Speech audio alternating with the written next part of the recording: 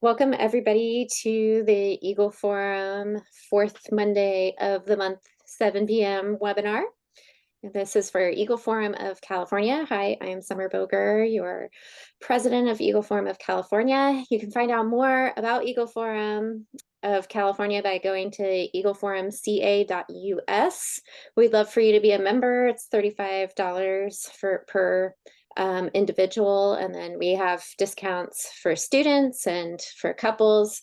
We'd love to have you be a member of Eagle Forum, and we'd love to see you join us for our in-person events as well as our webinars. And if you'd like to subscribe to our newsletter, you can just go to Eagle Forum leader, or sorry, Eagle Forum CA leader at gmail.com. That's me, and I'd be happy to put you on our email list, or if you go to our website, eagleforumca.us, then you can send us an email directly through the website, and we'd love to have you learn more about what we do. But Eagle Forum is a great organization. It's one of the first pro-life movements in America. We are 51 years old now, and we were originally established to help fight Roe versus Wade. So we've come full circle now, but still here in California, we have a lot of work to do, and also to fight the ERA. And we are a grassroots movement and work really hard to help you to be equipped with knowledge and power so that you can self-govern, as well as be a great advocate and go speak to your representatives and legislature about the things that are important to our grassroots movement. So tonight we're going to be talking about sex trafficking, and we have Delle here, who has started Beacon for Victims. And I will let you tell more about your background, who you are, how you got here, and I heard that you have a great PowerPoint or slide presentation for us as well tonight. We appreciate you being here and talking to us about this very important subject that unfortunately is touching more and more of us each and every day. Our secretary, Orleen Kurla, and myself both have had young women in our lives that we know that have been trafficked. And sadly, it's everywhere. You know, it's not just in deep, slummy parts of the city. It's right in our backyards and in our hometowns, and it's affecting our young people in every high school. And so we would love to hear more what you have to tell us tonight. Take it away. Okay. I'm going to, did you share the screen? Oh, you need to share the screen. I'm doing it right now. Yeah. Sorry, it was too fast. Yeah. All right. So yeah, go ahead if you'd like to show your presentation. It's ready for you now.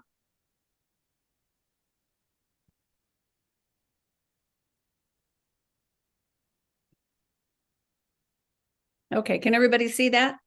Yes. Great.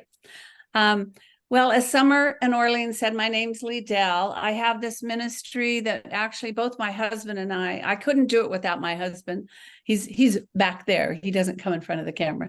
And he's an amazing man that I couldn't do all the things that we do without him. And he's just amazing. How did I get started in this? It was a God thing. That's all I can say. Some friends of ours and my husband and I and another couple were doing a ministry volunteering at our church, and we just didn't feel like it was something that we were being led to do. All four of us admitted that to each other. And so the other woman of the other couple said, I said, well, what should we do? We still want to do something in our community. And she said, what about human trafficking?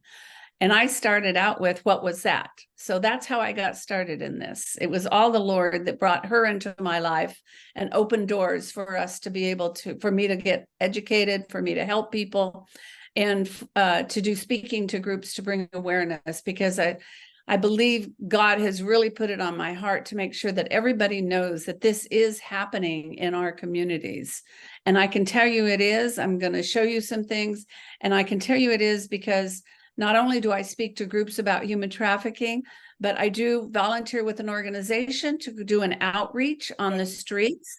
We go out where the women are being sold for sex on the streets in residential areas. And we talk to them about leaving the life. We try to talk to them about getting out. And then hi. And then I also volunteer. There's some kind of an echo. I think people need to mute their phones. Yes, everybody needs to please mute your phone if you just hopped on. Thank you so much. And so I also volunteer at aftercare facilities, and I mentor survivors. And the one I volunteer at right now is only a 90-day program, but I maintain a relationship with them after they leave. Sometimes it works out, sometimes it doesn't, and try to continue to mentoring them. There's one particular survivor that I mentor now that she's left the program over 2 years ago, and I'm still in contact with her. We have breakfast together, we talk on the phone, and I try to influence her to stay the course, deal with her trauma, and not go back, because statistics are that a victim of human trafficking will go back to her trafficker 5 to 7 times before she actually leaves. So, Sound of Freedom. If you were all in here, I would ask you to raise your hand if you saw Sound of Freedom. So I'm going to assume Orlean saw it. I'm going to assume most of you saw it. If you did not, I'm going to give you some spoiler alerts. So put your hands over your ears. Sound of Freedom took place in another country, but is that happening here?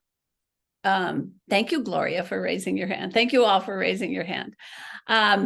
But what about here? It's happening in another country was where it took place. But what about here in California? Let's specifically, is it happening here?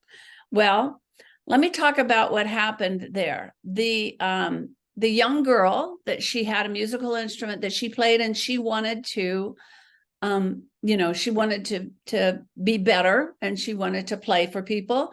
And this woman came into their life, and she told her that she could help her. She could help her play her instrument, be successful.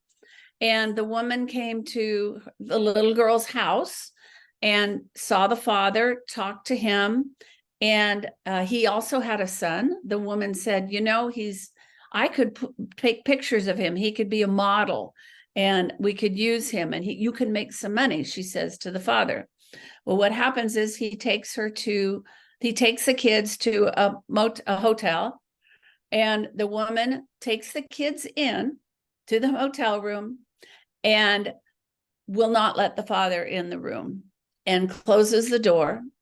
And these kids had pictures taken of them, but they were not for modeling. They were for sale to pedophiles, to sell to traffickers so that they can traffic them. And that's one of the scenarios that occurred. Well, does that happen here? Absolutely happens here. I have a friend who's a survivor. When she was a child, she's about 40 years old now, but when she was a child, her parents had a friend, and she wanted to be in beauty pageants.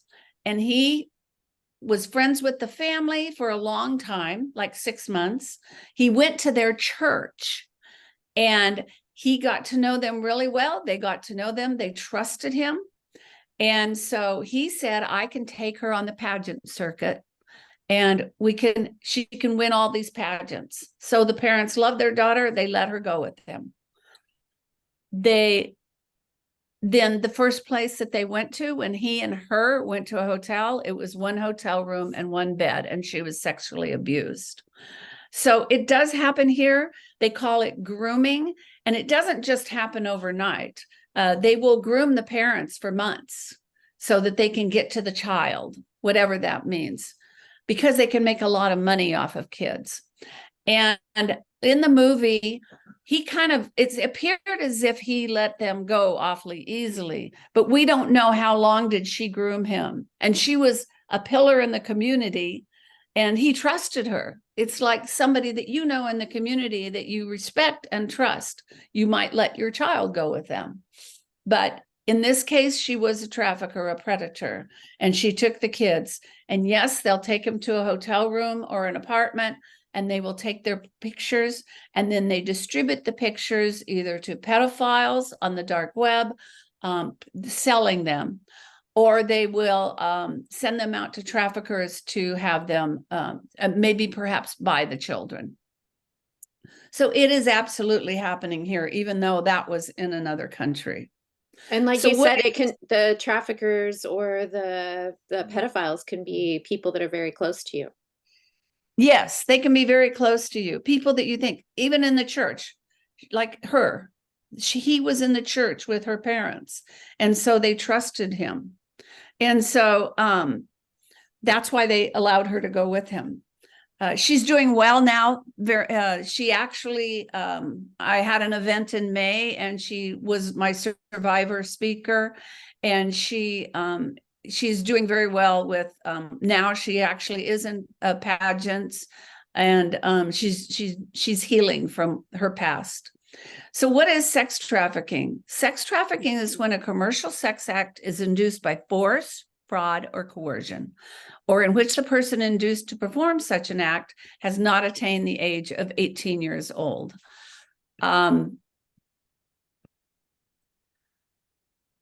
That's the key: force, fraud, or coercion. Those are the tactics that traffickers use to get their victims. And we're going to go over a little bit more of that in a minute. If a person is a minor, if they're under 18 years old, and he's trafficking them, they don't have to prove force, fraud, or coercion, because a minor cannot consent to sex legally. So she can be 16 and say to the police, but I love him and he loves me and he didn't make me do it. Well, we all know that because she's 16, she doesn't have the capacity yet to make these kinds of decisions, and he manipulated her. We know that, but she doesn't. But even if she says that I did it by choice, it's still trafficking because she's a minor, because he can't do that. Okay, so for some reason, hold on. There it goes. Why do the traffickers do it? Money. Money, money, money. It's big bucks. It's $150 billion a year industry worldwide. That's a lot of money that people are making.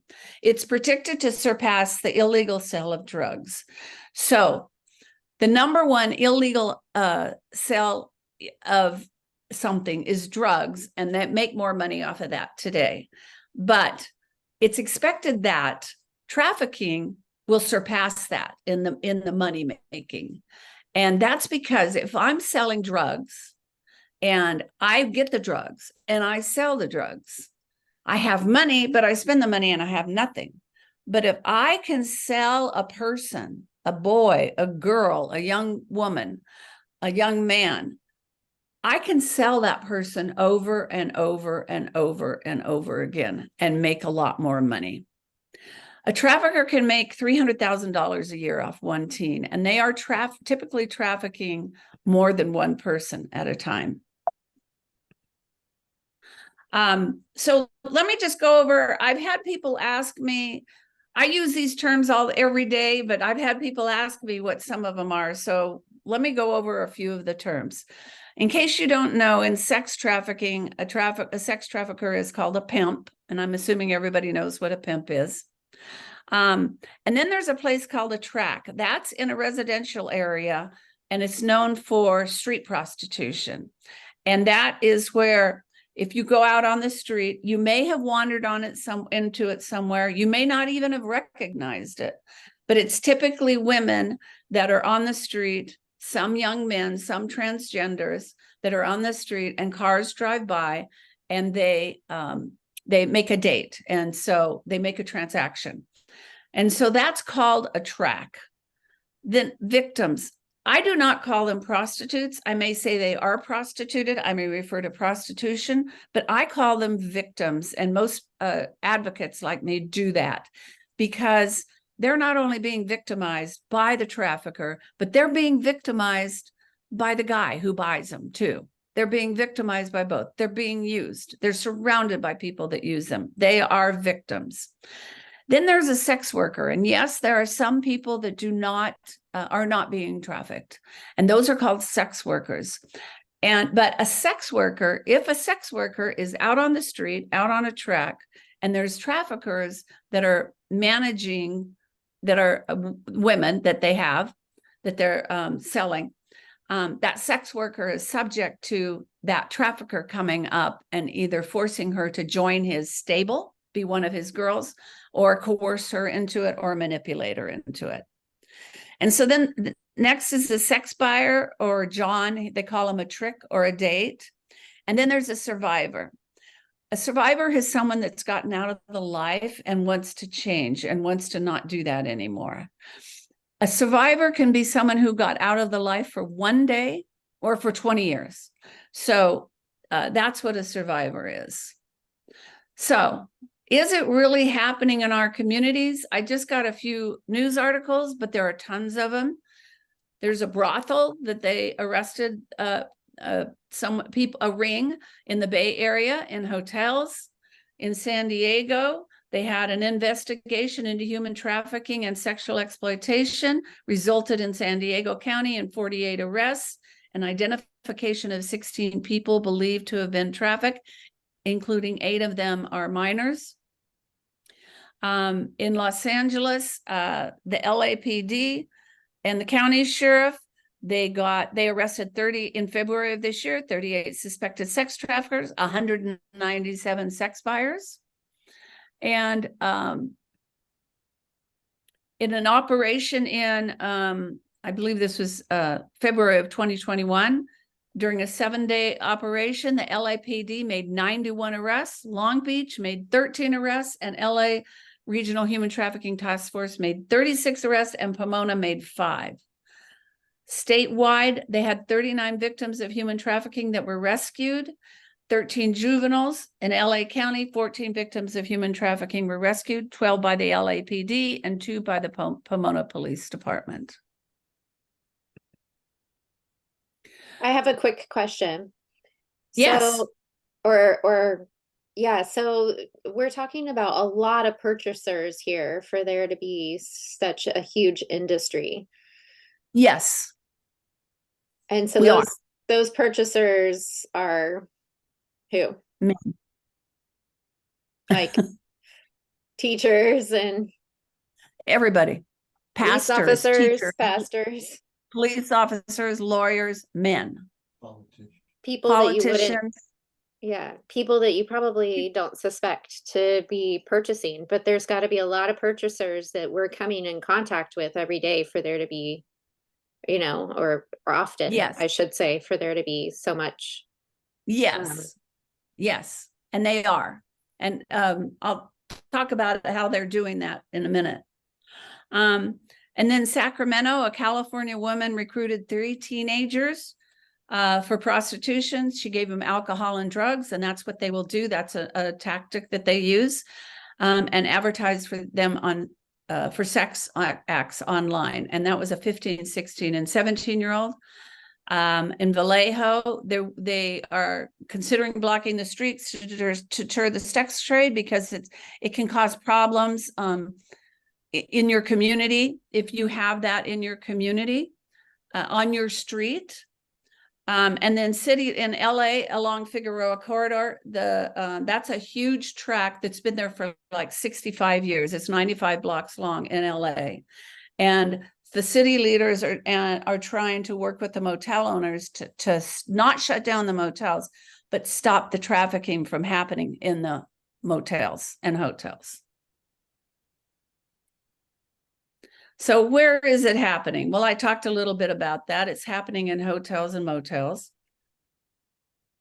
And the good thing about hotels and motels is there are organizations that are going to the to the hotels and motels and training them to identify traffickers and victims and to what to do when they see one. And they are training them up and down California that I know of. And that hopefully once they get that training, they know what to look for and they can put in policies and procedures to do something about it, to remove it from their hotel or motel. Massage parlors is a big one. Every community has a problem with massage parlors, having trafficking happening there.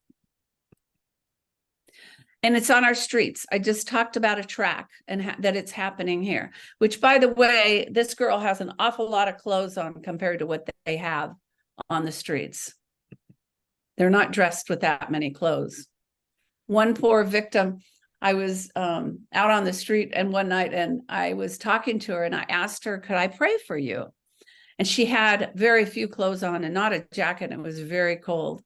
And so she said yes. And I said, can I touch you? Because I never touch a victim or a survivor without asking, because they've been touched by so many people. It could be an issue for them, especially a survivor. There are some survivors that they don't want anybody to touch them because of their past. So I said, can I touch you? And she said, yeah. And I had a coat on and I put my coat around her and she snuggled up to me. Poor thing was so cold. And I prayed for her. Okay. We talked about a track. It's an area known for prostitution activity. This can be where there's strip clubs, pornography, adult stores, and it's in a particular street. And these are some areas that I know of that have tracks where street prostitution is occurring. Some of the ones in Northern California and San Diego, I'm part of a coalition to stop some bills, to try to influence some bills that are happening in California. I'll talk about that in a minute, but I know because there's people from all over California that are part of that coalition, and they've talked about in these areas I've listed that there is prostitution happening. And it's happening everywhere on the internet. Escort websites makes prostitution available everywhere, everywhere. So if you live in a small town of 2,000 people and you think it's not happening there, no, it probably is. Escort websites. I wanted to get a number as to how many escorts there are on the websites. And so I went to LA, one escort website, and it stopped at 50 pages. 50 pages of people that are selling themselves or being sold on the internet on one website. And I think that maybe that might have been stopped by the website people, that they didn't want more than 50, but at least 50. And that's a lot of people. So it's happening. Here's a list of areas where it's happening. And this is specific to California. So there's an organization called the National Human Trafficking Hotline. And they have a hotline that anywhere in the United States, if you see trafficking and you want to report it, you can call them. And if you are a victim and you need help to get out of the life, they call them and they will help them. Well, they put together some statistics based on cases they had in 2021. And the most cases they had was massage parlors. As I said, it's a big problem in all communities. And this is California. Hotel and motel, pornography. Pornography is not just a victimless crime. People are being trafficked by pornographers. They're putting them into the movies, the pornographers, some of them are being forced, and then they will also traffic them. Residence-based commercial sex, that's brothels. Street-based, that's a track where I talked about earlier. Online ad venue and escort delivery service, that's escort websites. Strip clubs. A lot of people don't realize strip clubs is a problem. They're also being trafficked. Sometimes they're also being trafficked. And it's a good place for a trafficker to go and talk to someone to try to recruit them to come to work for him. And it's easy, especially when that strip club is in the area of the track.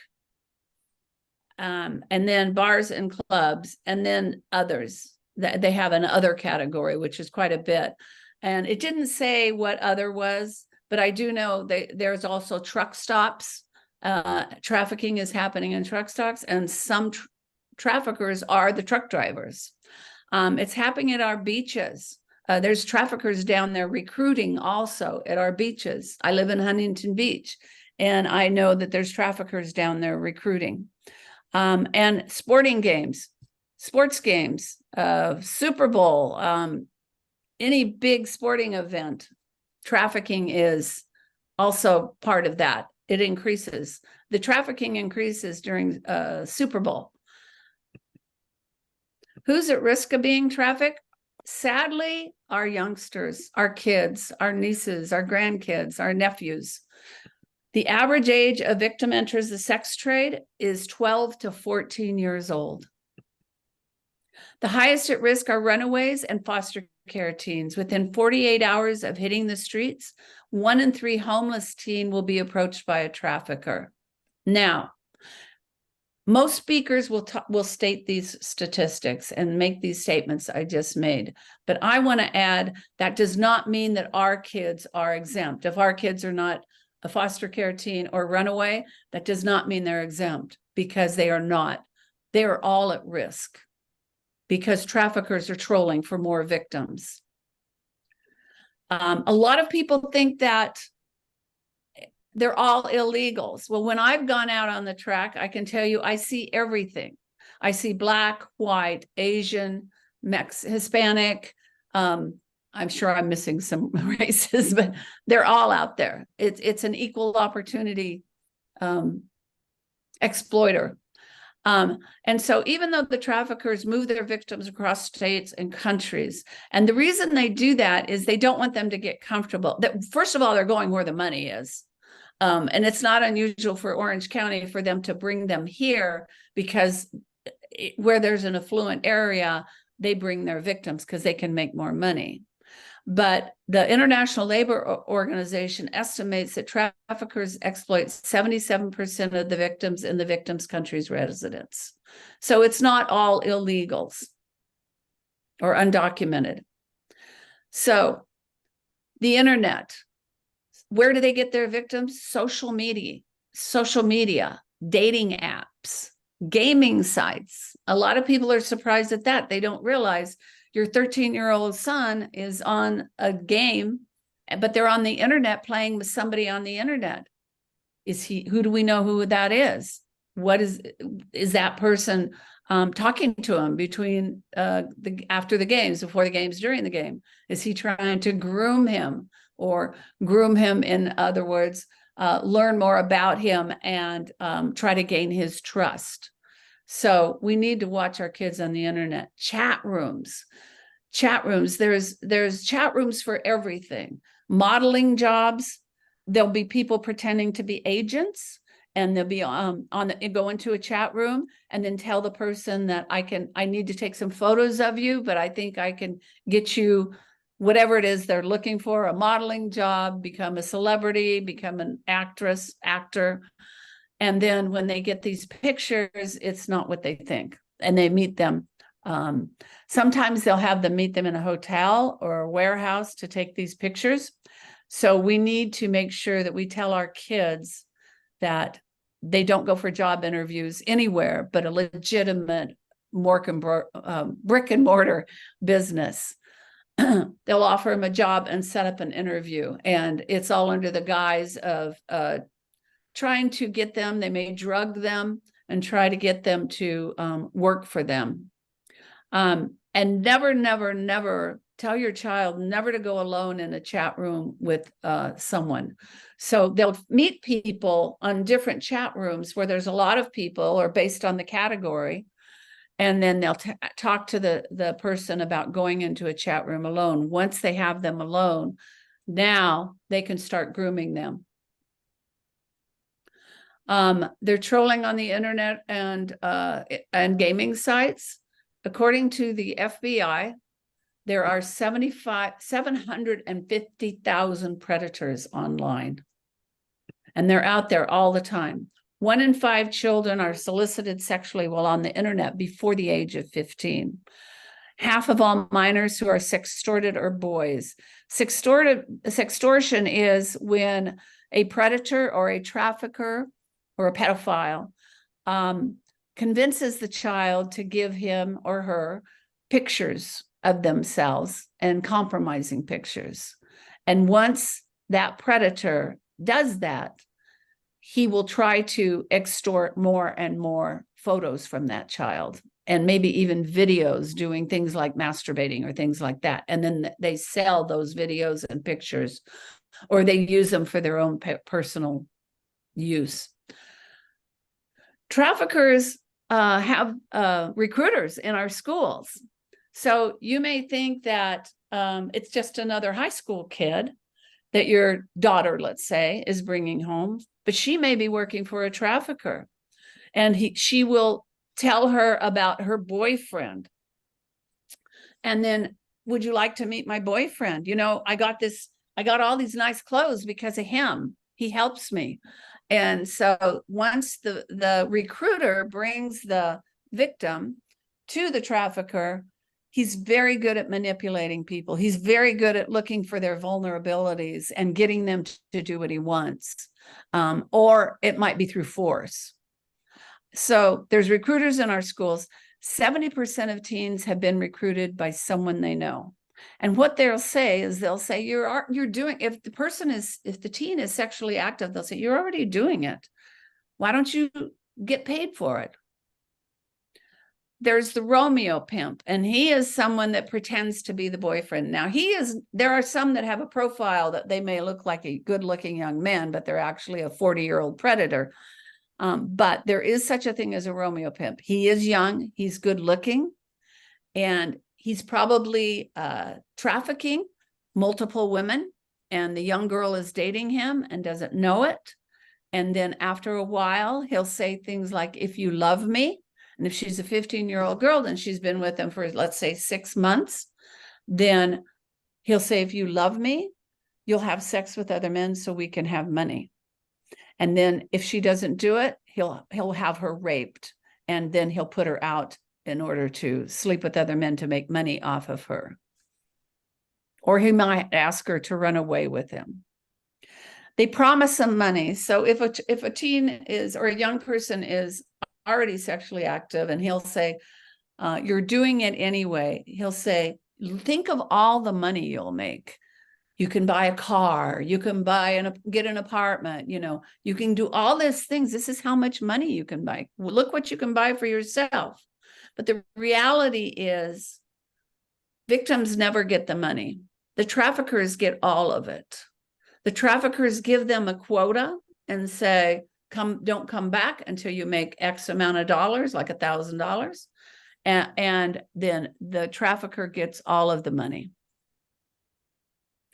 There's some other tactics. Guerrilla pimp, they may kidnap, they may threaten to kill the family, they take their phone and their ID, and now they have all this information about this person.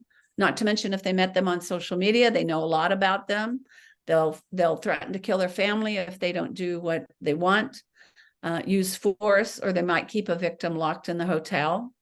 They may drug a person at a party, and then take her away and rape her, and then either traffic her or sell her to a trafficker. There's a really good movie that I like to show, and it's called 8 Days. And 8 Days is based on a true story. I think it's on Netflix. It's based on a true story, and it kind of gives you an idea how this works. There's a young girl, I think she's 16, and she is not a runaway.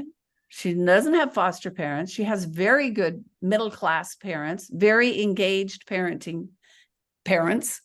And she ends up going to a party, and someone puts something in her drink, and he ends up taking her home, which she never gets home. She ends up being trafficked. And it's a really good movie to see the tactics that they use, the traffickers. I suggest it. Taking compromising pictures and threaten to show the family and friends. And it's not just our teens. it's young women too, beyond the teens, in their 20s. Rebecca Bender is a survivor of human trafficking, and I want to show her video because she kind of talks about the different, how this happened to her. And it is the way the traffickers work.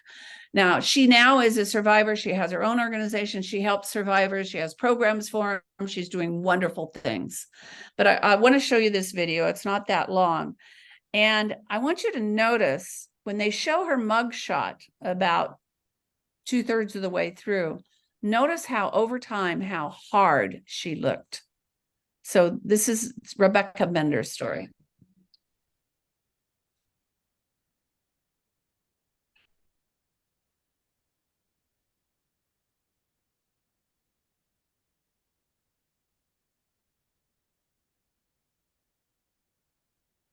I was born and raised in a small town in Southern Oregon, and I was a good kid in school. I grew up in a normal middle-class family.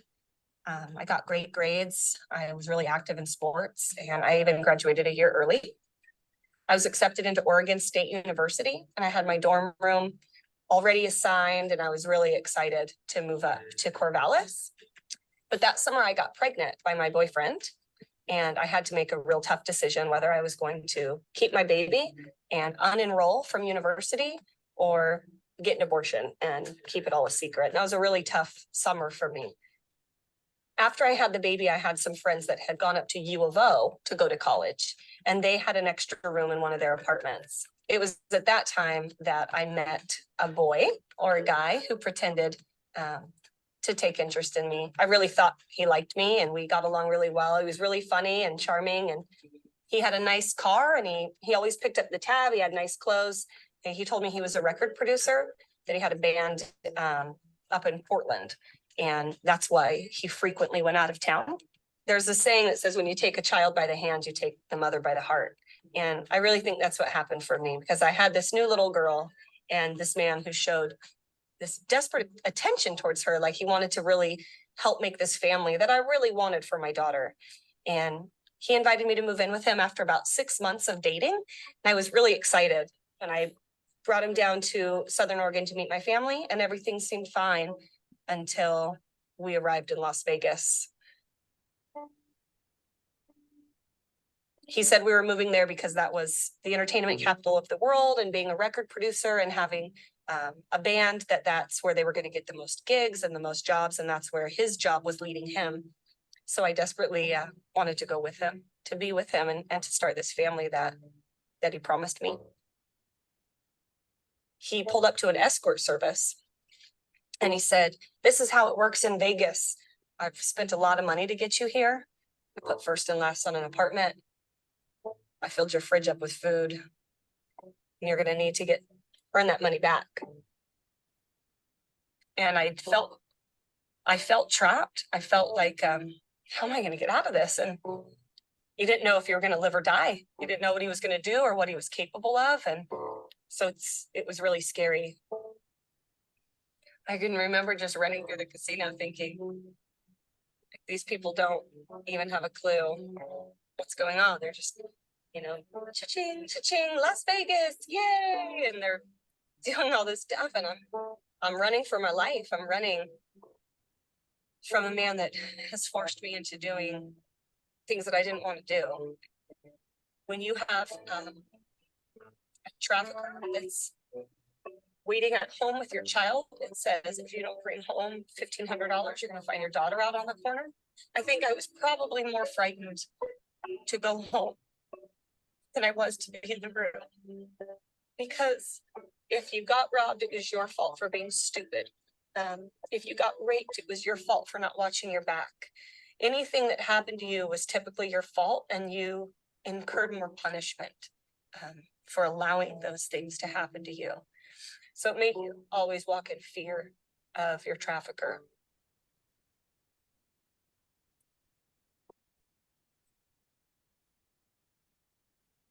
So, oh, don't start again. So you could see that you could see that he worked on her vulnerabilities. She had a child. She was a single mother, and he used that to get to her. And then, and this is common, traffickers will use their children as a reward. So they will say, you go out and make me so much money, and I'll let you see your kid tonight.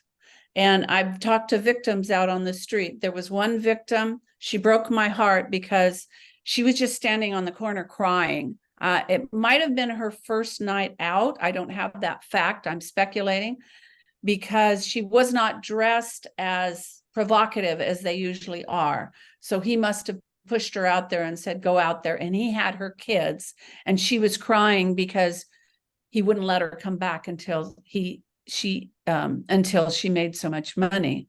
I tried to get her to call 911 to tell the police. She wouldn't do it because she said, they'll take my kids away. So that's another form of control that he used. He probably told her, and you do anything, they'll take your kids away. And so we gave her the hotline number, and we had to move on. There's nothing we could do. But I had wished that she had called the police to report this, to do something about it. So how do we recognize it when we see it? We talked about at different places that it's happening. I'm only going to go over two, but you'll see kind of a theme here. Inappropriate attire, even in cold winter. I mean, it'll be 2 o'clock, 3 o'clock in the morning, and they'll be in pasties and a G-string. I mean, blouses that are see-through. I mean, very cold, and they're out there.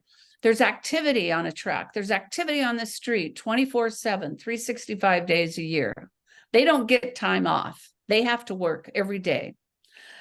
They might be fearful or anxious, depressed, submissive, tense, or nervous or paranoid.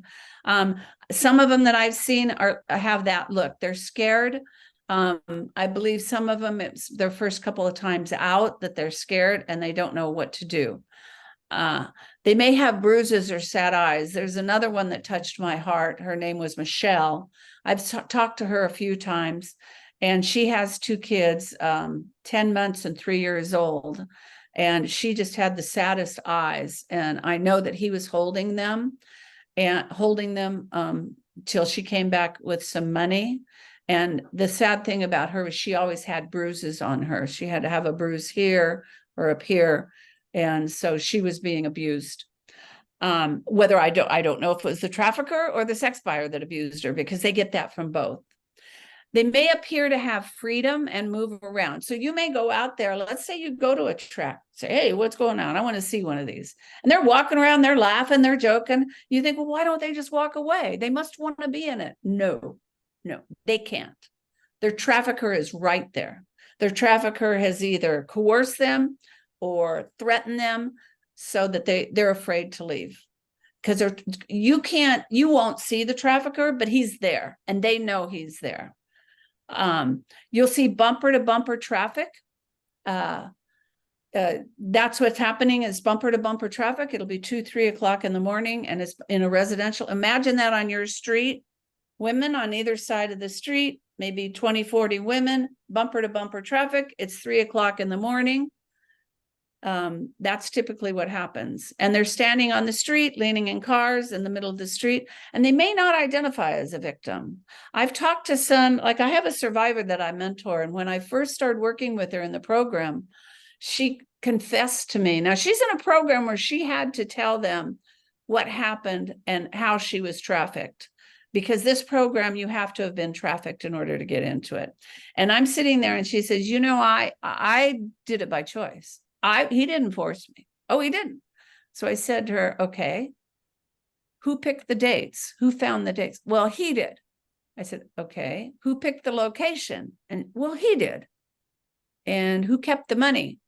Well, he did. And she just kind of sat there, and it was an aha moment for her, that she was like, you could see it turning, but she kind of was triggered. So I had to stop and change the conversation because I didn't want to trigger her further. So they don't even see that they're victims. They've been manipulated so badly. And then some of the victims have branding. So what is branding? Branding is tattoos. So a trafficker will have a tattoo that is his brand, and that's showing ownership. I own you. You're mine. And so these are some of the brands. I feel bad for this young girl. I don't know if she went and did that out of loyalty or if he had it done to her. But the crown is a common one. And I've seen the crown out on the streets. That's like, I'm your king. I own you. And this poor young girl had a tattoo, has it tattooed, probably her traffickers. These are real tattoos on real victims. Probably her trafficker had her tattooed with his name on it to remind her.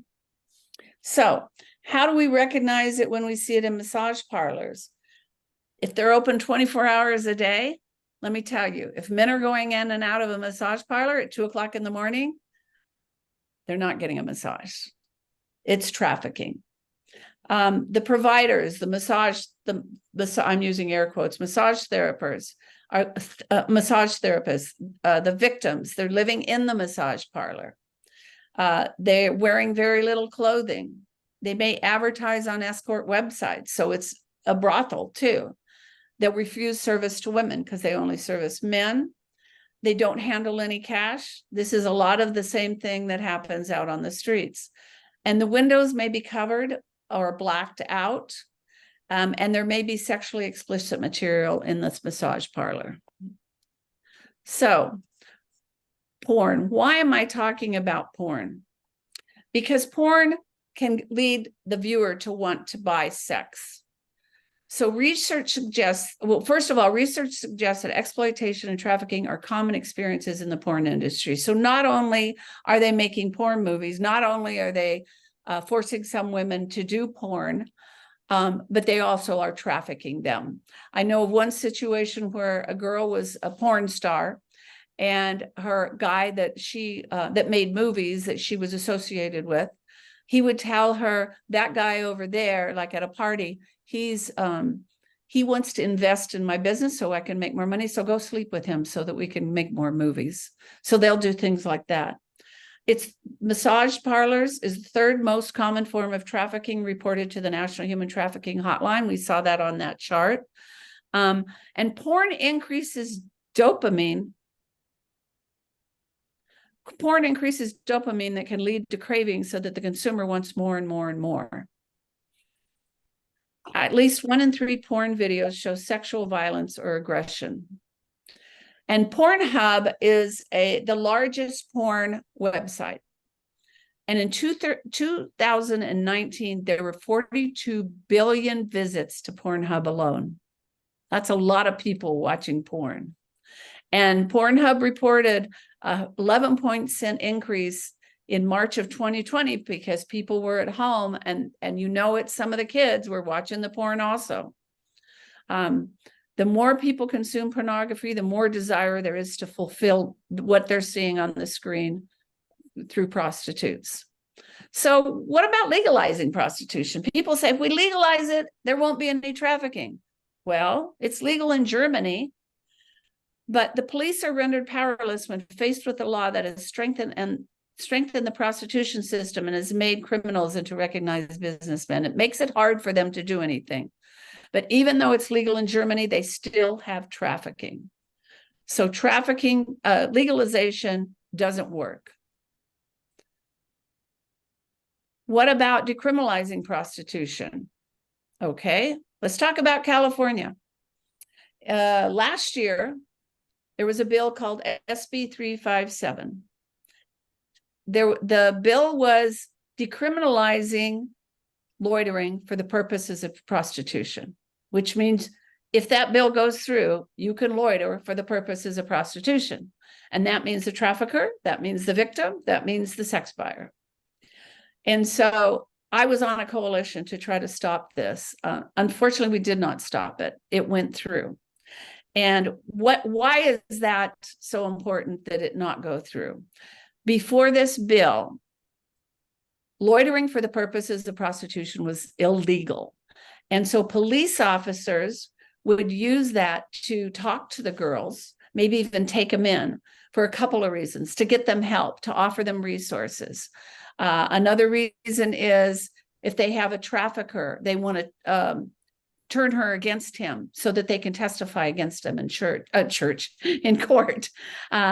So before that, that's what they could do. They would, a lot of times a trafficker will get someone who is not a minor, but looks very, very young, and dresses her young, and you think she's a minor. I've had a couple of scenarios where I've thought that there was a minor, but I got up close to her and you could tell she wasn't. Well, the police want to go up and talk to her to see if she's a minor so that they can help her. And they can't do that now. After SB 357 passed and Newsom signed it, I talked to the police and LAPD, and they said, our hands are tied. We can't do anything now. All we can do is try to get the guns off the streets, because traffickers do have guns.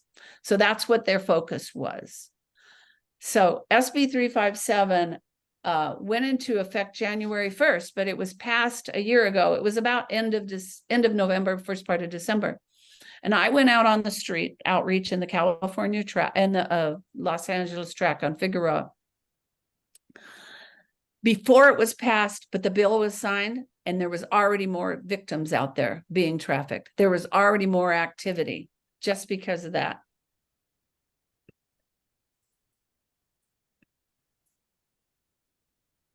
So that didn't work. Decriminalizing it did not work.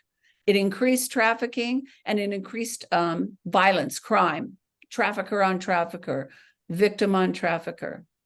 So what about going after the buyers? There's a concept that, what if we went after the buyers? If you think about it from an economic perspective, there's supply and demand. The victims are the supply, the prostitutes. The demand is the buyer, and that fosters exploitation of the victims because they're going to spend money for that. And then if we got rid of that, no demand, no money, would that mean we wouldn't have any trafficking victims? Well, that was done, kind of, sort of, in California. We used to go out on the streets, my husband and I, we volunteered with an organization. There was a track in Santa Ana. And the residents were tired of it. It had been there for 40 years, but they were tired of condoms in their front yard, needles and feces in their yard and on their streets. And they wanted the police to do something, and they were really pressuring him. So what they did was they went in, and I think every city that has a track should emulate this. They went in and they studied the traffic pattern of the demand of the sex buyers. And they went in, and let's say the traffic pattern is this, then they put in a moving violation sign that between the hours of 11 p.m. and 6 a.m., which is the high trafficking time, you can't turn here, you can't turn here, you can't turn here. So you'd have to go a different way. And they did that, let it set, and then they started ticketing. And we were going out there every Friday night. So we saw this happen in real time. And then all of a sudden there's fewer people there. And then the police did this, and I love this part. They put on the ticket that this person in this vehicle received this moving violation in an area known for prostitution. So what that means is mom got it, the letter when it was mailed, dad got it, wife got it, girlfriend got it. And it wasn't very long after that, maybe a month after that, it stopped completely. That track had dried up, and the police had done that. And so that was a good thing. So I say kind of, sort of, because it didn't eliminate it. They went into hotels and motels, and they went onto the internets, but it did give those residents their streets back. So what can we do about this evil? This is evil. This is spiritual warfare, and we need to pray. We need to pray, put on our prayer list to stop this evil, to eliminate it, to help sex buyers to realize that this is not the thing to do, that these women are being forced. They don't want to be with them, to help the traffickers understand that how abusive they are and using these victims. So prayer is very, very important. When I have people that I work with, volunteers, and they go out either on the streets or they do something, I tell them, you have to have people praying behind you, because we really need this, because God needs to fight that spiritual warfare. There's the human trafficking hotline. Take a picture of it, write it down. If you ever see trafficking, please call that. They will investigate it. It's nationwide. So if you're in Michigan visiting a cousin and you think you see it, you call that number and they will investigate with the local police. And report sex and labor trafficking. Labor trafficking is also part of human trafficking. And so if you think you see it, you probably do. There's an organization called NCMEC, National Center for Missing and Exploited Children. And they investigate when a child goes missing or exploited. So if you know someone whose child is missing or have been sexually exploited through photos, through the internet, then you have them call them and they will search the internet. They will, for their missing kids, they have a database of kids and they will work with the police to try to find them. Encourage our lawmakers to make tougher laws for traffickers and the Johns, especially in California. We're going the wrong direction. The only thing that did well was, and this law was passed this year. It was even on the news. You may have seen it. SB 14, and it goes to effect January 1st. It increases the sentencing for traffickers who are trafficking minors. They couldn't get it through originally with everybody, so we want to get it through with adults too. But for minors, it adds a strike to their if they have they can add a strike to the 3 strikes. So that was a good thing. Newsom stood behind this. I kind of think I hope I don't overstep. I kind of think he did, because he wants to run for president and he wants to look like he's helping the children. Politicians always want to help the children. But he stood behind it, and the Appropriations Committee, when they went to vote on it, they put it aside and was going to let it die. And Newsom came forward in front of the cameras, of course, and said, this is horrible. We need to have this. You need to pass it. And the Appropriations Committee took it back on the next day and voted it in. And then he signed it into law. So we want to encourage lawmakers and law enforcement to eliminate trafficking that's happening. And I just talked about Santa Ana and what happened there. Talk to your kids about this. That's the biggie, is having a conversation about some of the things that I talked about. Make them aware. This is not, I get it, this is not an easy conversation to have with your kids or your grandkids, but we have to have it. I had an event in May, and I had multiple speakers and exhibitors, and I encouraged parents to come and bring their kids. And I had one speaker who talked about the tactics that traffickers use on the internet, such as the trafficker will ask all the questions, but you won't know the teen won't know anything about the trafficker or the predator, because he doesn't share information about himself. And while she was talking about that and describing the scenario that can happen and trying to get photos, a 16-year-old, the mother gave me permission to tell this story. The 16-year-old looked up at her mom and said, "That happened to me." Can you imagine how that mom felt? Her heart probably dropped to her stomach. Fortunately, she did not send any pictures.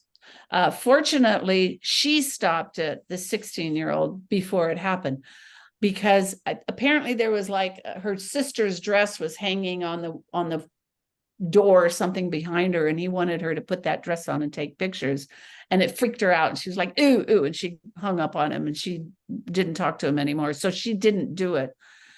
But because of that event and the speaker talking about that opened the conversation between her and her daughter, and so that they can have more conversations about it and tell her that it's okay to tell me if something happens. Don't be you won't get in trouble. Tell them not to communicate with anyone online that they don't know. And including online gaming. And I only always say, parents, don't let them communicate with anybody you don't know, because they may know them, but you should know them too. Use parental controls on their phones, such as Bark. It monitors their calls. It's an app you can get at the App Store. Keep their passwords. This is not a popular decision for a parent to make, but you're buying the phone, you're buying the iPad or the tablet, so you should keep their passwords. And another reason for doing that is I have a friend who's a private investigator, and she investigates missing exploited children. And she said that when she goes in, the first thing she asks them when a child is missing, where's their phone, where's their technology, and what's their passwords? And she said most parents don't know the passwords. And if she has the passwords, it's so easy and quick for her to get in and see what history they've been doing and who's been communicating with them to move the investigators along. Without that, she has to try to hack into their phone or their tablet. If your child has a second phone, take it away from them immediately. Traffickers will give them a second phone and say, call me on this, and then your parents won't know. And they can communicate back and forth, and mom and dad don't know. So if you find a second phone, I would take it directly to the police. I wouldn't open it. I wouldn't do anything but take it to the police. Tell your child never to go into a private chat room. We talked about that. And monitor your kids' internet usage. Educate yourself. I hope you people learn something today. I hope you all learn something today. And so continue to educate yourself about what's going on with human trafficking. One of the places you can do that is the NCMEC website, missingkids.org. You can educate yourself more on what's happening with missing kids. And they have resources that are in their resources from NetSmarts and KidSmarts. And they're videos that you can watch, and they're a couple of minutes long, and you can show them to your child, and then that'll open the conversation about what's happening. I'm going to show you one in a minute just to give you an example. You can open the conversation to educate them about what they need to do if something like this happens. It's not just about trafficking, it's about bullying and all sorts of different subjects. Porn, if you know someone who is addicted to porn or who watches porn, or you want to know more about porn, Fight the New Drug is a really good website to learn more about it. The National Human Trafficking Hotline also has a website with information. And then cybersafetycop.com, he's a cop, and he has kids, and he speaks to groups, he speaks to parents, he speaks to schools, he speaks to groups about the different applications, and he has an email about the different apps and whether your kids should have it or not. Some of these apps have things in it that your kids should not have, but all the other kids have it, and you can do your homework.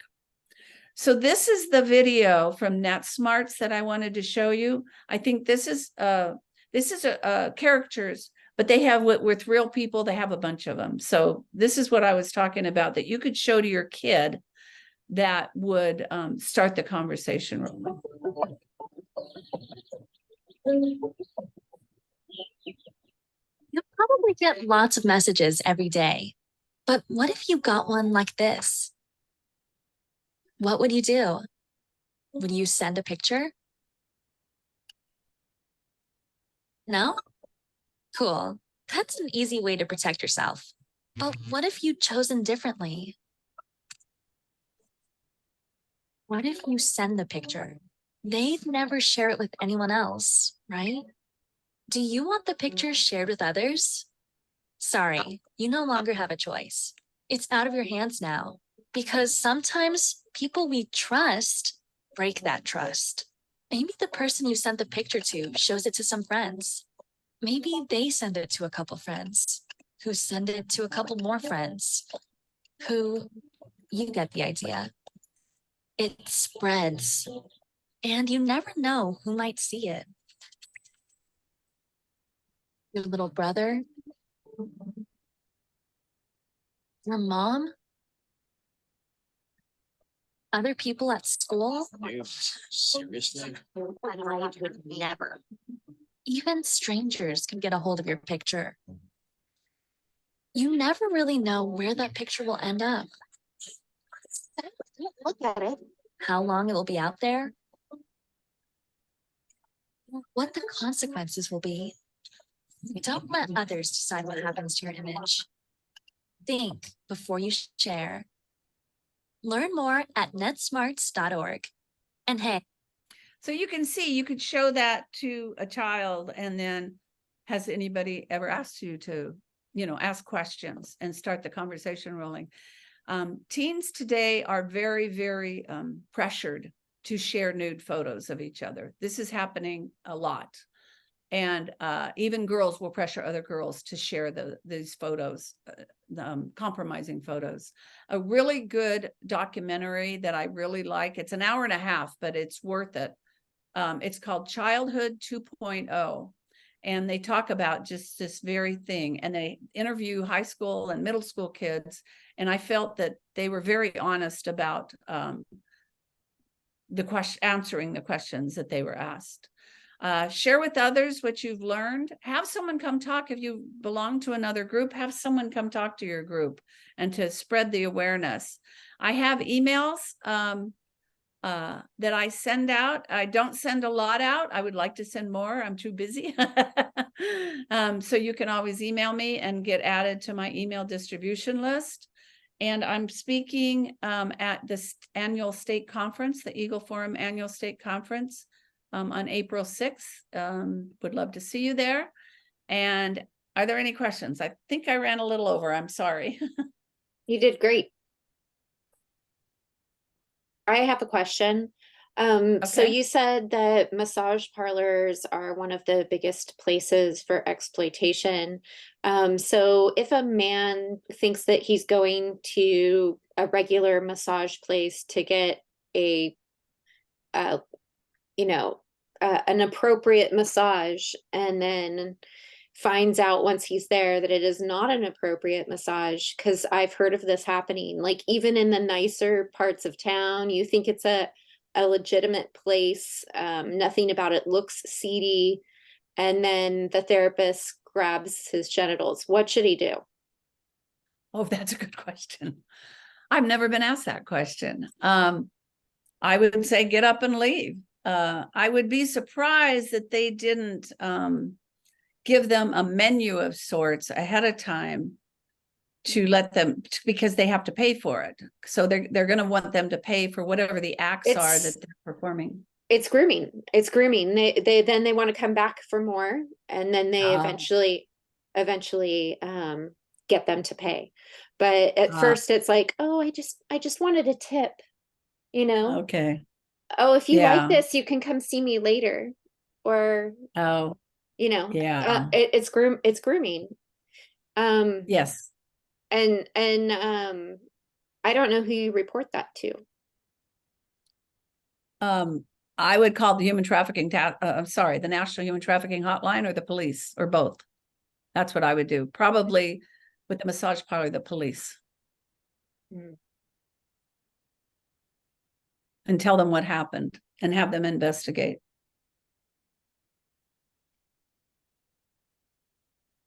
I guess you have your hand up, sir. David Campbell. I do. Thank you, Liddell. Really interesting presentation, and horrific and tragic and horrifying for so many kids that we should be protecting, and families as well. I'm wondering, so much of this seems to be men who were the cause. What is it it's maybe unfair to, as a man, maybe I should have better intuition, but since you're a specialist in this regard, how does it, at some level, we all know that this is wrong. How do men convince themselves that it's okay? What lies do they tell themselves? How do they go from a point in their life where they wouldn't consider doing something like this, but then they're in the trade and they're abusing other human lives this way. What can you sort of help get in the mind a little bit that way, in that moral and ethical slide? Well, I'm going to speculate. Curiosity. There was, I didn't have the statistic in this one, that of the men who had not gone to a prostitute, 1 in 5 said that they would do it if they had the chance. So I think that it's probably curiosity, and I mean, good old-fashioned sexual attraction. If they're watching porn, which a lot of men and women watch porn and don't tell anybody, that's really going to get them to want to find a girl to do what he's seen on the screen. Because if you think about it, I said it was, it's very violent. Porn is very violent nowadays. It's not our father's Playboy anymore. It's very violent, porn is, and aggressive.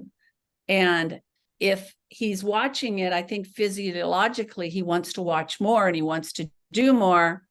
And his wife probably won't do that. His girlfriend won't do that. And so that's one thing that does drive them to do it, and that's watching porn.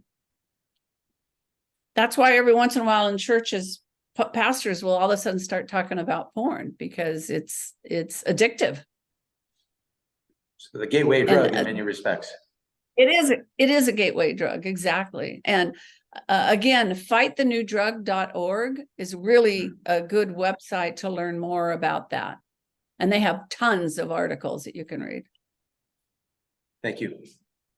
So Fight the New Drug also is, it talks to why porn is so addictive and how Yes. somebody can stop.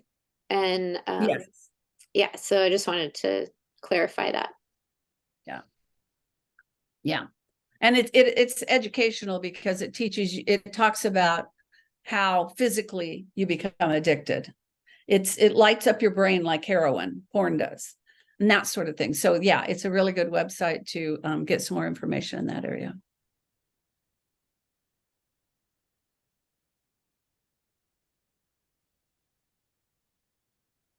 Any other questions?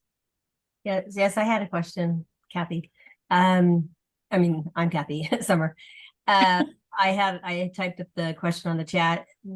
Does anyone know if the schools have any education about trafficking, like they did the whole big drug, stay away from drugs thing?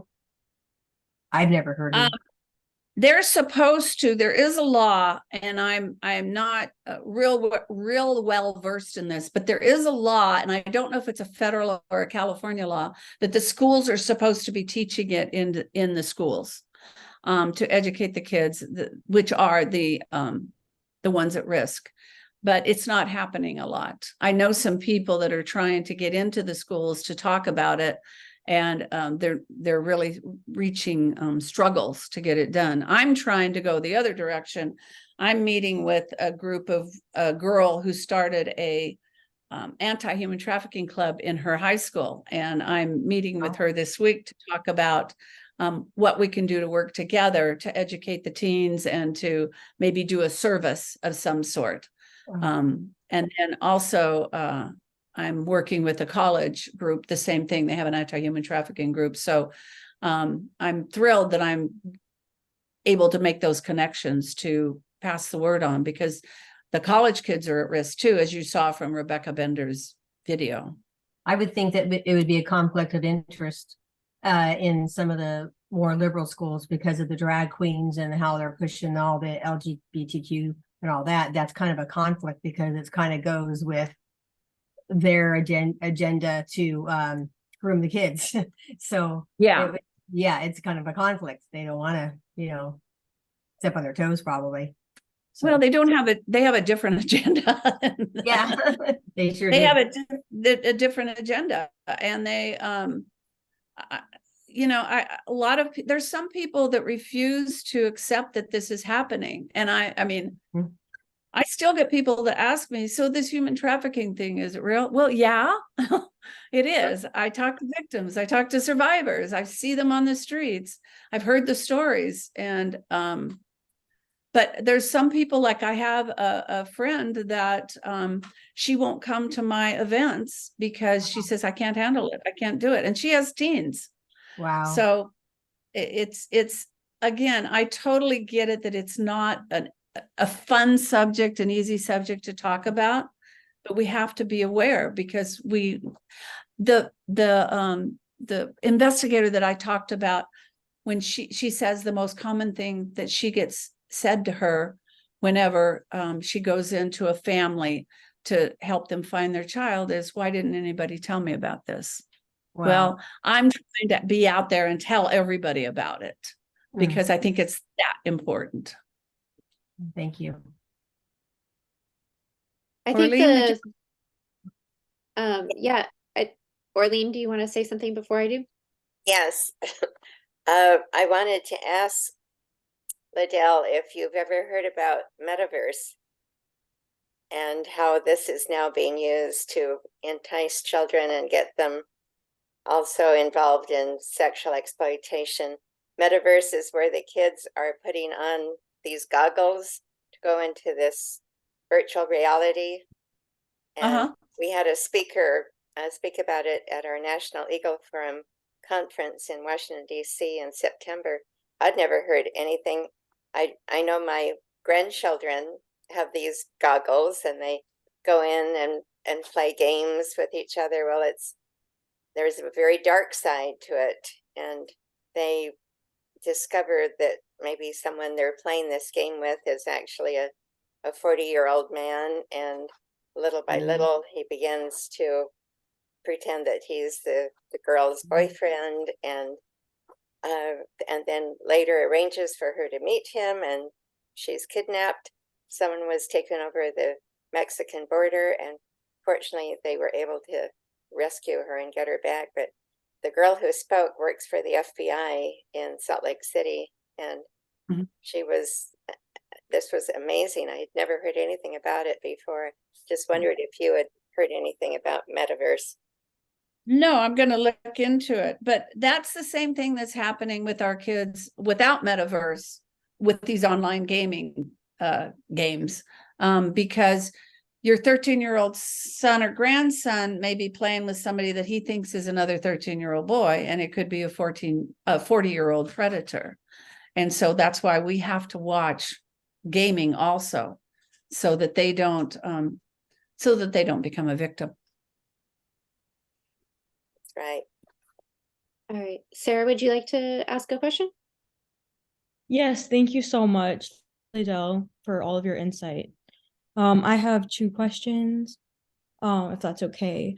What keeps lawmakers from passing laws against human trafficking? They're in it. Well, I can tell you SB 357, the one where they decriminalized loitering for the purposes of prostitution. They felt that what the police were doing in that case, were targeting people of color and LGBTQ out on the street. Now, targeting people of color, the majority of them that are out on the streets, as I said, that I see in my experience, there's everything: Black, Hispanic, white, Asian. But the majority of them that I've seen are Blacks, and probably second is Hispanic. So if they're going to talk to them or try to help them, well, of course, they're people of color. And so the Senator Weiner, who championed this bill, felt that this would stop them from going after people of color and LGBTQ. So they have an agenda. I think I don't know if I should say this. Okay. Yes, you should. Huh? Yes, you should. I think that they're going to prostitutes. I think that they don't understand that they're victims. I think that they're probably customers. and see it a different way. But The lawmakers or customers? Wiener is definitely extremely questionable and disturbing yes, human being. He is a disturbing human being.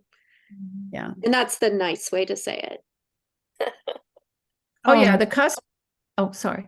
Wait, wait, back to the who you were just saying. Where are you getting the information that he's corrupt? So you can just see what kind of bills he makes. So if you even, just go to his website, I'm pretty sure it says on there, they're proud Okay. of the types of bills that they author and co-author and the ones that they get passed. To me, what's more disturbing is how many people they can convince on the legislature to get these bills passed. It's disturbing. Thank you. Yeah, because I definitely want to be informed about the laws. And how should I go about combating the laws? Well, that's a good question. The one thing I've done is join this coalition that what they do is, and I'm not like a leader of this coalition. And what they do is you would get Sarah, are you the one that I've been talking to that we're meeting on Friday? Yes. Yes. Okay. I thought so. Yeah, so we can talk more about that Friday, but Oh, I'm so sorry. We can totally, I'll wait. Yeah. No. But I think with your group, you may be able to bring some awareness to let people know so they can write their senator or write the person that is doing these bills and to know. But it's just, Sarah, it's politics sometimes, because there was a lot of people that were against this bill, this SB 357. We did a lot of things. The group that I'm part of, the coalition, they met with the governor's office. They brought survivors to tell them how violent this is and how they need the help. And it just doesn't work. And sometimes, Sarah, we like to think that good wins over evil, but sometimes it's just politics. And politics wins. Yeah, And but I mean, a lot of times they do care about reelection. And so reelection is the people yes, that are within their district. So if you can somehow, if we can somehow create a grassroots movement that shows that their constituents, the people that would vote for them in the next election, are not in favor of this, and we can shame them in their own district, like that would be the biggest thing that we can do. And with social media, at least you can shame them, publicly, and call them out. And really, it's just making people aware of who these people are, and like I said, what they think they're proud of doing, like supporting prostitution as a business. So yeah, it's, but there is a lot that we can do. I mean, for most legislators or representatives, every time you make a phone call, every time you write a letter, your phone call is for the 500 that didn't call. Your letter is for the 1,000 that didn't call. And so they do very much watch the numbers of how many people make contact with them. And so if you have a group of people or coalition of people, I would love to know the name of the coalition that you worked with. But if you guys all put postcards together or a campaign together, that shows power in numbers, and grassroots, I think, really can make a difference. Yeah. absolutely. In this case, there was an organization that I don't want to say the name. They do help victims of human trafficking, but there's a thought process that these people are sex workers and that they should have a right to work as sex workers. Ignoring, in my opinion, that's ignoring the victims. And that particular organization is very strong with that thought and influences on our state legislatures. And that's part of the reason that we couldn't fight it. They wouldn't go with what we were saying, even though we tried. We wrote letters, we did everything. And the other thing that I wanted to comment too is the schools. Like, I had children in a charter school, and the charter school brought in who you were talking about on one of the pages there. It was the internet cop, I think it was something like that. What did you say it was called? Cyber safety cop? Yes, the cyber safety cop came to our charter school. Okay. So, but that was not a public school. The public schools definitely are giving children opportunity through some of the sexual education websites that they give to the children. Those sexual education websites, if you kind of click around, then take them to pornographic websites. So this is a way that kids are getting introduced and groomed within the public school. But I mean, it's kind of a mixed go around. I feel like even, you know, the schools sometimes do assemblies or lunch period type things where maybe they're being educated on the risks and dangers and the warning signs of how they could be trafficked. But if we really want to see more of that in the schools, I think it's fair to show up at school board meetings and to ask what they are doing and to demand that they do more. Yes. And really that's where we have power on the local levels is at our school board meetings to let them know that these are the things that we care about. Yep. And just contacting the principals directly or the vice principals directly and asking. Yes. Yes. And I'm sad to say, but if the teens care enough to reach out to their schools, they probably have more power and clout than their parents. Did you have another question, Sarah? Yes, this is my Hi, this is I'm Amanda. Amanda. I'm the other girl. Hi. Hi. Yes. A follow-up question on what we were talking about, like the laws.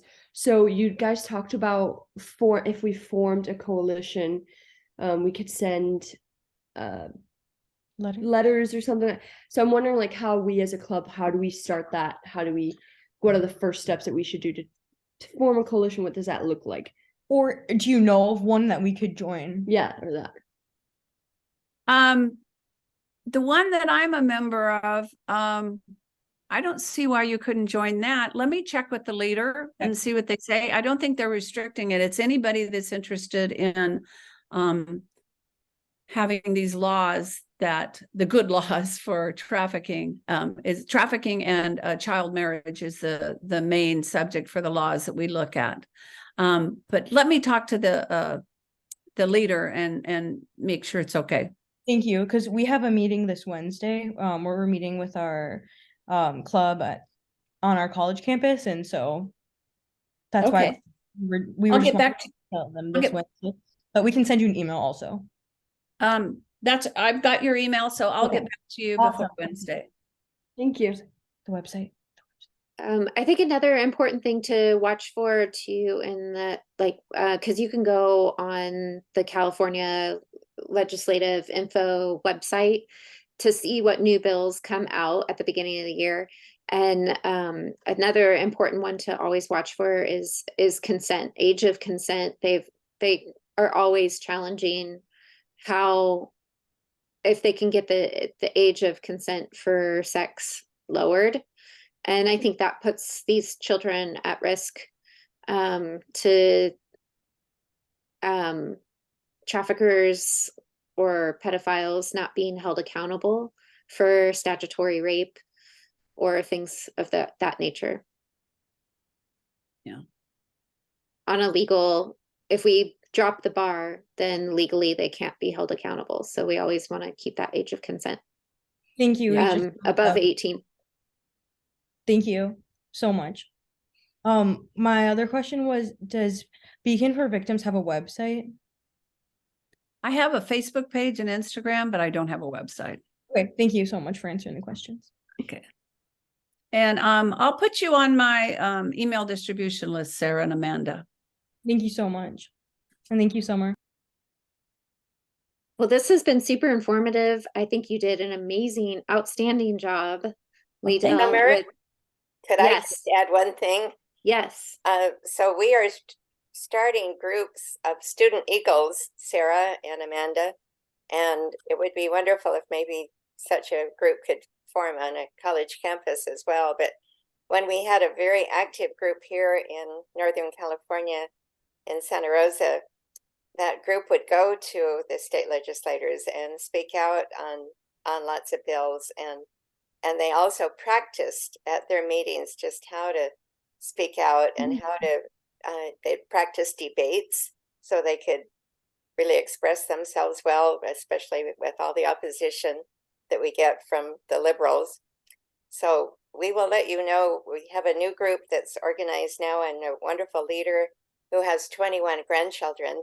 And we're hoping with all those grandchildren, we'll have lots of future student eagles coming up. But we'll let you know when that is going, and hopefully we can involve you as well in that group.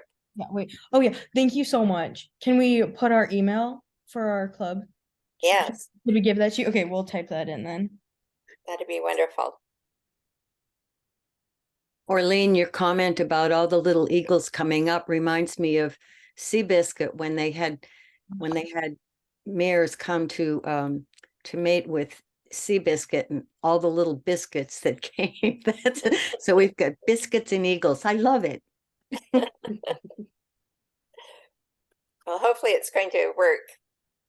And one of the things we also did, we had our student eagles putting on little plays and taking them out to the public schools. They really enjoyed those. There's, all sorts of things, how young people can affect other young people, and you'd rather hear it from a young person than an old grandma my age. Oh, it's really, it's terrific modeling. Yes. Great idea. Thank you, Liddell. You have been wonderful. We've really enjoyed this. Thank you. Thank you, Liddell.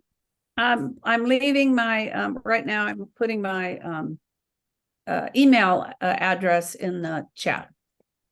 So if anybody wants more information, or they want to talk, or they want to just get on my email distribution list, I just put that in the chat. Great. Thank you.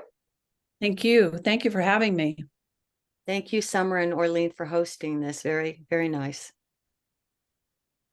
Yes, I'm well, like really I said, excited. Eagle Forum is always forming grassroots movements. And so if there's anything we can do to be of service and to help organize, we are there to help do what we can. So thank you everybody for being a part of our call or our webinar tonight. And with that, I'm going to go ahead and turn off the recording, and then we will close for the evening. Oh, I gotta re-grab the host over here.